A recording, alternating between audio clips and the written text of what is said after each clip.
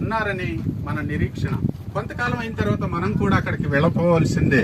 ఎందుకనంటే శాశ్వతమైన రాజ్యం మంది ఇది కాదు. మనం ఎంతకాలం ఉన్నా పరవాసులము, పరదేశులమే. ఈ దేశాన్ని, ఈ భూమిని, ఈ వెండి బంగారాలు, వెలగల రాళ్లు, పదవులు, పలుకుబడులు వీటినన్నిటిని వదిలిపెట్టి మనం ఎంత సంపాదించినా దాన్ని అంతటినీ వదిలిపెట్టి మనము దేవుని రాజ్యానికి వెళ్ళవలసిన వారమే. అందుకని ఎవరు దేవుని రాజ్యంలో చేరతారు అంటే ప్రభువునందు ఉండి మృతి పొందిన మృతులు ధన్యులు. ఎందుకనంటే వాళ్ళు ప్రభువుతో ఉంటారు కాబట్టి వాళ్ళు ధన్యులు. మరి లోకమందుండి, పాపమందుండి మృతి పొందిన మృతులు ధన్యులు కాదు. ఎందుకనంటే వాళ్ళకి నిత్య నరకాగ్ని గుండం ఉన్నదని వాక్యము బోధిస్తా ఉంది.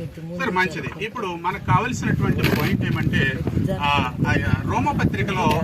రోమపత్రిక 8వ అధ్యాయంలో చూసినట్లయితే 8:1-2 వచనాలను మనం చదువుకుందాం. ఎలాగూ ధన్యులో మనం చదువుకుందాం. ఒకసారి బైబిల్ ఉంటే చదవండి అమ్మా. కాబట్టి ఇప్పుడు ప్రభువునందు ఉన్నవారికి ఏ శిక్షా విధియు లేదు.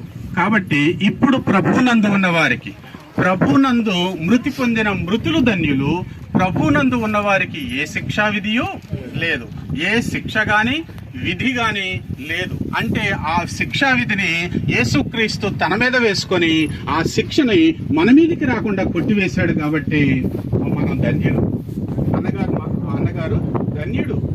ఎందుకంటే దేవుని సన్నిధిలో ఉన్నారు. 2వ వచనం చదువు తల్లి. 2వ వచనం,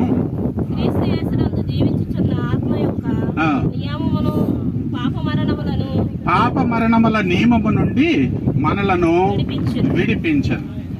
క్రీస్తు యేసునందు ఉన్న నియమము పాప మరణముల నియమము నుండి మనల్ని విడిపించింది. అంటే పాపం వల్ల వచ్చే జీతం మరణం. అయితే ఆ జీతం మరణం అయితే ప్రభువైన యేసుక్రీస్తు నందు నిత్య జీవం అని ఉంది. రోమపత్రిక 6:23 ప్రకారం చూసినట్లయితే పాపం వలన వచ్చు జీతం మరణం. కానీ మరణాన్ని కొట్టివేసి యేసుక్రీస్తు నందు నిత్య జీవాన్ని ఇచ్చాడు. ఇప్పుడు ప్రభునందు ఉన్న వారికి నిత్య జీవం ఉన్నది. కాబట్టి సీతన్న గారు అంటే ఇప్పుడు ఆదాం గారు ఎక్కడున్నారు అంటే నిత్య జీవంలో ఉన్నారు.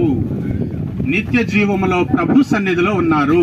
ఈ మృతులను వెతకటం కాదు, సమాధులను వెతకటం కాదు, దీన్ని శుభ్రం చేసుకోవడం నేను కాదన్న. కానీ ఇక్కడ కంటే కూడా